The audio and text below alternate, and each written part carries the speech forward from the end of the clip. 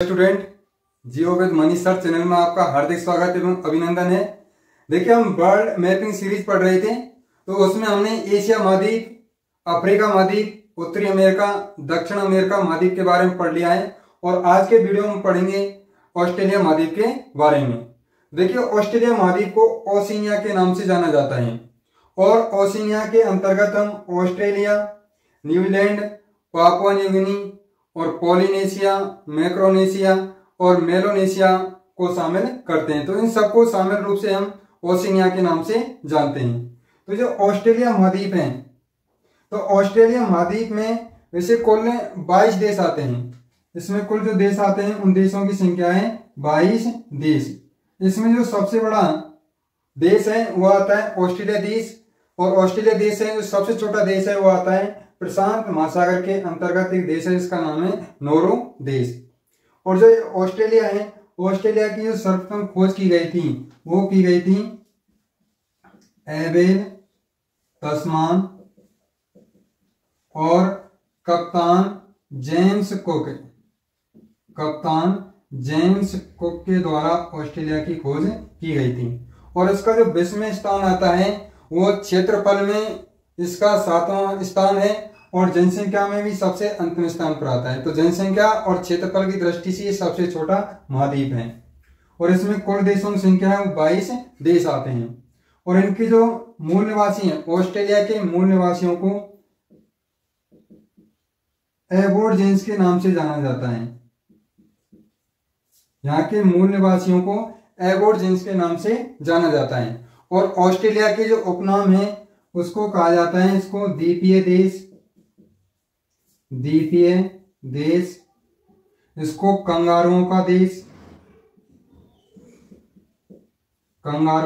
देश, क्योंकि यहाँ पर जो मरुस्थल है और मरुस्थलीय भागों में एक विशेष प्रकार का जो जानवर पाया जाता है उस कंगारू है, तो इसलिए इसको कंगारुओं का देश कहते हैं। और इसे प्यासी भूमि का देश कहा जाता है, प्यासी भूमि का देश, क्योंकि ऑस्ट्रेलिया के अधिकांश भाग पर मरुस्थल का विस्तार है। इसलिए क्या है, इसमें कम वर्षा होती है, तो इसलिए इसको प्यासी भूमि का देश कहते हैं।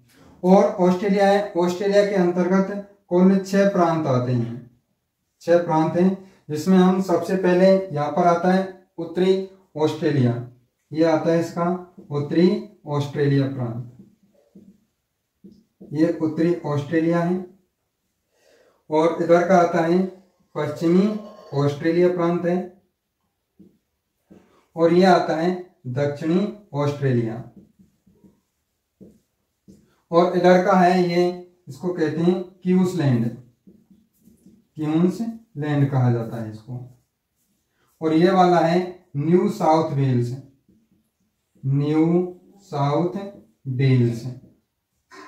और नीचे का आता है ये है विक्टोरिया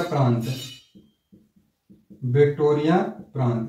तो इस तरह से ऑस्ट्रेलिया देश को 6 प्रांतों में बांटा गया है। उसमें उत्तरी ऑस्ट्रेलिया, ये पश्चिम ऑस्ट्रेलिया और ये दक्षिण ऑस्ट्रेलिया, और यहाँ पर आता है क्यूंसलैंड और ये न्यू साउथ वेल्स और विक्टोरिया प्रांत। अब हम इनकी राजधानियों को भी देखने वाले हैं। तो इसमें जो क्यूंसलैंड है, और क्यूंसलैंड की जो राजधानी है वो आती है ब्रिस्बेन, क्यूंसलैंड की कैपिटल है ब्रिस्बेन। और न्यू साउथ वेल्स है, इसकी जो राजधानी है वो है सिडनी है इसकी राजधानी। और जो पूरे ऑस्ट्रेलिया है, ऑस्ट्रेलिया की राजधानी है कैनबरा, इसकी ऑस्ट्रेलिया की राजधानी है कैनबरा। और विक्टोरिया प्रांत है, इसकी राजधानी है मेलबोर्न इसकी राजधानी है। और जो दक्षिण ऑस्ट्रेलिया प्रांत है, इसकी राजधानी है एडिलेड इसकी राजधानी है। और इधर जो पश्चिम ऑस्ट्रेलिया है, इसकी राजधानी है पर्थ। और जो उत्तरी ऑस्ट्रेलिया है, इसकी राजधानी है डार्विन। और इधर आता है एक अलग से द्वीप है तस्मानिया द्वीप, और तस्मानिया द्वीप की राजधानी है होबार्ट। तो इस तरह से 6 प्रांत थे और 6 प्रांतों की हमने राजधानियों को देखा। इन राजधानियों को आप याद करने के लिए इस क्रम में भी याद कर सकते हैं। जैसे इसको ब्रिस्बेन यानी B, सिडनी को S और कैनबरा को C, यानी ये हो गया BS और C। और मेलबोर्न को M से और एडिलेड को A से, इस तरह से BSC और MA। और उसके बाद पी से आप पर्थ को, एस से होवार्ड और डी से डार्विन, यानी बीएससी, एमए और पीएचडी के रूप में भी याद रख सकते हैं। तो ये याद करने का आसान तरीका है। अब जो ऑस्ट्रेलिया महाद्वीप है, ऑस्ट्रेलिया महाद्वीप के चारों तरफ कौन कौन से सागर हैं और कौन कौन से महासागर हैं उनको भी देखने वाले हैं। तो ये ऑस्ट्रेलिया महाद्वीप है, इसके पूर्व में आता है जिसको दक्षिणी प्रशांत महासागर, दक्षिणी प्रशांत महासागर है ये। और इसके जो पश्चिम में आता है वो है हिंद महासागर, इधर है हिंद महासागर। और कुछ यहाँ पर खाड़ियां और सागर भी स्थित हैं, जैसे इस वाले क्षेत्र में स्थित है कारपेंट्रिया की खाड़ी, ये है कारपेंट्रिया की खाड़ी। और इधर वाले भाग में आता है कोरल सागर, ये कोरल सागर है। और ये पापुआ न्यू गिनी देश है जो कि ऑस्ट्रेलिया महाद्वीप का एक देश है। और ये वाला भाग आता है एरियन जाया, एरियन जाया। और एरियन जाया इंडोनेशिया देश का एक द्वीप है जो कि एशिया महाद्वीप का देश है। तो पापुआ न्यू गिनी है, और पापुआ न्यू गिनी और ऑस्ट्रेलिया के बीच में स्थित है, जिसको कहा जाता है अरापुरा सागर, अरापुरा सागर है ये। और ऑस्ट्रेलिया के उत्तर पश्चिम भाग में स्थित है, जिसको कहा जाता है इधर तिमोर सागर है ये, तिमोर सागर। और यहां पर इस वाले भाग में एक खाड़ी है जिसको कहा जाता है जोसेफ बोनापार्ट, जोसेफ बोनापार्ट की खाड़ी है ये, जोसेफ बोनापार्ट की खाड़ी। और इस वाले भाग में आती है, यहाँ पर है सार्क की खाड़ी, यह है सार्क की खाड़ी। और जो दक्षिणी भाग है, इस दक्षिणी भाग को ग्रेट ऑस्ट्रेलियन बाइट के नाम से जाना जाता है। और यहाँ पर एक आती है स्पेंसर की खाड़ी, और एक है यहाँ पर एनकाउंटर की खाड़ी। और ये तस्मानिया द्वीप है, और तस्मानिया द्वीप के इधर आता है जिसको हम तस्मान सागर के नाम से जानते हैं। तो यहाँ पर है तस्मान सागर। तो इस तरह से चारों तरफ में कुछ महासागर और सागरों की स्थिति थी, जिसमें इसके पूर्वी भाग में आता है दक्षिणी प्रशांत महासागर, और इधर है कोरल सागर, यहाँ पर कारपेंट्रिया की खाड़ी, ये अरापुरा सागर है, यहाँ पर जोसेफ बोनापार्ट की खाड़ी है, इधर तिमोर सागर, यहाँ सार्क की खाड़ी, और ग्रेट ऑस्ट्रेलियन बाइट, और यहाँ पर स्थित है स्पेंसर की खाड़ी, और इधर आता है तस्मान सागर। अब जो ऑस्ट्रेलिया देश है, इससे मकर रेखा भी गुजरती है। तो मकर रेखा इसके पश्चिमी ऑस्ट्रेलिया प्रांत और उत्तरी ऑस्ट्रेलिया और क्वींसलैंड प्रांतों से होकर गुजरती है, तो इसको भी आप ध्यान रखें। और ऑस्ट्रेलिया है, ऑस्ट्रेलिया के उत्तर पूर्वी भाग में, यानी जो प्रशांत महासागर है, इसमें एक प्रवाल भित्ति पाई जाती है जिसको ग्रेट बैरियर रीफ के नाम से जाना जाता है। इसको कहा जाता है ग्रेट बैरियर रीफ, या इसको कह सकते हैं हम महान अवरोधक प्रवाल भित्ति, जो विश्व की एक सबसे बड़ी अवरोधक प्रवाल भित्ति मानी जाती है। और प्रवाल होते हैं, ये समुद्री जीव होता है, जो समुद्री जीव और समुद्र के अंतर्गत अपने खोलों से और एक भित्ति का निर्माण करते हैं। तो इस तरह से चारों तरफ की इसकी लोकेशन थी। अब इसी के पास में एक अलग से देश आता है जिसको हम न्यूजीलैंड के नाम से जाना जाता है। तो ये है न्यूजीलैंड। अब न्यूजीलैंड का ये तो आता है उत्तरी द्वीप, और ये आता है दक्षिणी द्वीप। ये उत्तरी द्वीप है न्यूजीलैंड का, और यह आता है दक्षिणी द्वीप। अब उत्तरी द्वीप और दक्षिणी द्वीप को जो अलग करने वाली जल संधि है उसे कहा जाता है कोके जल संधि। तो न्यूजीलैंड के उत्तरी द्वीप और दक्षिणी द्वीपों को अलग करती है कोके जल संधि। और यहाँ दक्षिणी द्वीप है, और इसके बाद में जो नीचे आता है उसे कहा जाता है स्टीवर्ट द्वीप, यह है स्टीवर्ट द्वीप। और इनके मध्य जो जल संधि है उसे कहते हैं फोगो जल संधि, फोगो जल संधि है। और उत्तरी द्वीप है, उत्तरी द्वीप में यहाँ पर एक घास का मैदान मिलता है, उसे कहा जाता है कैंटरबरी घास का मैदान। और ये भी एक शीतोष्ण कटिबंधीय घास का मैदान है। और न्यूजीलैंड को दक्षिण का ब्रिटेन के उपनाम से जाना जाता है। और इसका जो उत्तरी द्वीप है यहाँ पर इसकी राजधानी है और इसकी राजधानी आती है वेलिंगटन। और ध्यान रखना जो वेलिंगटन न्यूजीलैंड की राजधानी है ये पूरे विश्व की सबसे दक्षिणतम राजधानी मानी जाती है। और जो सबसे उत्तरतम राजधानी है वो आइसलैंड देश की राजधानी है रेकजाविक। तो आप इस फैक्ट को ध्यान रखें। अब यहाँ पर भी कुछ जल संधि हैं, जैसे ऑस्ट्रेलिया है और ये तस्मानिया द्वीप है, इसके बीच में जो जल संधि आती है उसका नाम है बॉस जल संधि है। बॉस जल संधि इधर ऑस्ट्रेलिया को तस्मानिया द्वीप से अलग करती है और इधर पापुआ न्यू गिनी और ऑस्ट्रेलिया के बीच में जो जल संधि है उसका नाम आता है टॉरस जल संधि। यहाँ पर आती है टॉरस जल संधि। तो इस तरह से एक तो बॉस जल संधि, यहाँ पर टॉरस जल संधि और न्यूजीलैंड में आती है कुक जल संधि। तो इन जल संधियों को आप ध्यान रखें। अब यहाँ से जो प्रश्न बनता है कि एक तो यहाँ पर जो प्रमुख पर्वतमाला है और एक आते हैं इसके मरुस्थलीय भाग। तो इसके पर्वतमालाओं में हम देखें तो इसके पूर्वी भाग में और पूर्वी भाग में इसके पूर्वी तट पर एक पर्वतमाला है और इस पर्वतमाला को कहा जाता है ग्रेट डिवाइडिंग रेंज। इसका नाम है ग्रेट डिवाइडिंग रेंज के नाम से जाना जाता है। ग्रेट डिवाइडिंग रेंज कहा जाता है जो इसके पूर्वी भाग में स्थित है। और जो ग्रेट डिवाइडिंग रेंज है इसकी जो सबसे ऊंची पर्वत चोटी है उसका नाम आता है माउंट कॉसियुस्को। ये है माउंट कॉसियुस्को।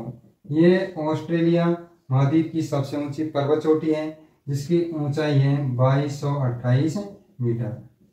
2228 मीटर इसकी ऊंचाई है।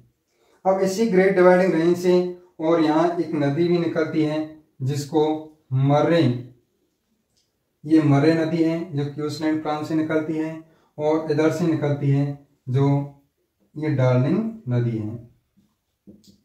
ये डार्लिंग नदी है और ये मर्रे नदी है। तो इस तरह से ये ऑस्ट्रेलिया महाद्वीप की सबसे बड़ी नदी है जिसको मर्रे और डार्लिंग नदियों के नाम से जाना जाता है। और इन नदियों के मध्यवर्ती भाग में स्थित है जिसको कहा जाता है डाउन्स घास का मैदान।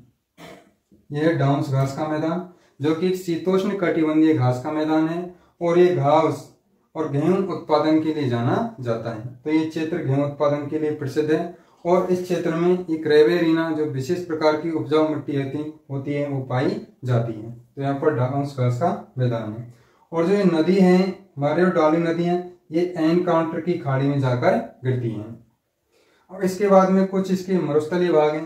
तो मरुस्थलीय भागों में हम देखेंगे जिसमें ये सबसे बड़ा जो मरुस्थलीय भाग है, सबसे बड़ा जो मरुस्थलीय भाग है इसको ग्रेट विक्टोरिया मरुस्थल कहा जाता है। इसको कहा जाता है ग्रेट विक्टोरिया मरुस्थल।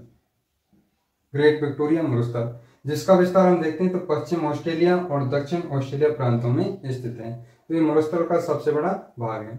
उसके बाद में यहाँ पर आता है ये है गिब्सन मरुस्थल। तो ये आता है गिब्सन मरुस्थल और इसका विस्तार भी पश्चिम ऑस्ट्रेलिया में स्थित है। और इसके बाद में इधर आता है जिसको ग्रेट सैंडी मरुस्थल के नाम से जाना जाता है। तो ये आता है ग्रेट सैंडी मरुस्थल है। और फिर उसके बाद में आता है ये जिसका विस्तार हम देखते हैं तो उत्तरी ऑस्ट्रेलिया और पश्चिम ऑस्ट्रेलिया के अंतर्गत है जिसको तनामी मरुस्थल के नाम से जानते हैं। तो ये तनामी मरुस्थल है। और फिर इसके बाद में एक और मरुस्थलीय भाग है जिसको हम सिम्पसन मरुस्थल के नाम से जाना जाता है। और इस मरुस्थल का विस्तार है उत्तरी ऑस्ट्रेलिया और दक्षिण ऑस्ट्रेलिया प्रांतों में। तो इस तरह से इसके पश्चिम भाग में अधिकांशतः मरुस्थलीय विस्तार है। तो इस पश्चिम भाग में कम जनसंख्या निवास करती है क्योंकि मरुस्थलीय दशाएं पाई जाती हैं, जबकि पूर्वी भाग में अधिक जनसंख्या निवास करती है क्योंकि यहाँ पर जलवायु भी अच्छी है और यहाँ कृषि का भी विकास अधिक हुआ है। तो इन मरुस्थलों में देखिए तो ग्रेट विक्टोरिया मरुस्थल है, गिब्सन मरुस्थल है, ग्रेट सैंडी मरुस्थल है, तनामी मरुस्थल और सिम्पसन मरुस्थल है। तो इस तरह से ये मरुस्थलीय भाग है। अब यहाँ के हम प्रमुख खनिजों के बारे में पढ़ने वाले हैं। तो खनिजों में देखिए आप जो यहाँ के खनिज हैं तो खनिजों में देखो सबसे पहले जो लोयस्क हैं तो लोयस्क के लिए यहाँ पर एक तो सबसे बड़ी खान आती है वो है पिलबरा की खान। पिलबरा क्षेत्र लोहा इसके उत्पादन के लिए जाना जाता है। और पिलबरा के बाद में गोल्डन नदी खदान आती है, गोल्डन नदी खदान है। और एक आती है हेमसले, हेमसले की खदान। तो ये प्रमुख क्षेत्र हैं जो लोहा इसके उत्पादन के लिए जाने जाते हैं। पिलबरा की खान है, हेमसले खदान है और एक गोल्डन नदी खदान, ये लोहा इसके उत्पादन के लिए जाने जाते हैं।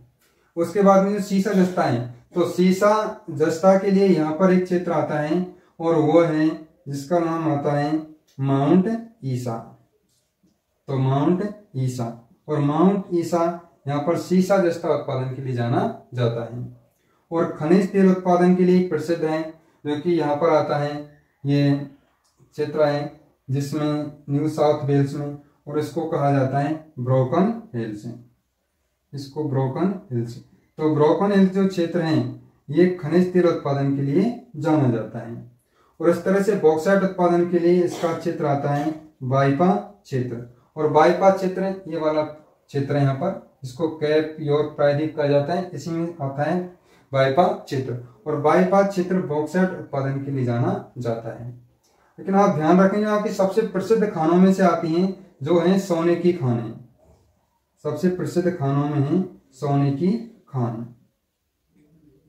और सोने की खानों में जो ग्रेट विक्टोरिया मरुस्थल में स्थित हैं, इनमें एक तो आती है कोलगार्डी सोने की खान है, और एक आती है कालगुरली।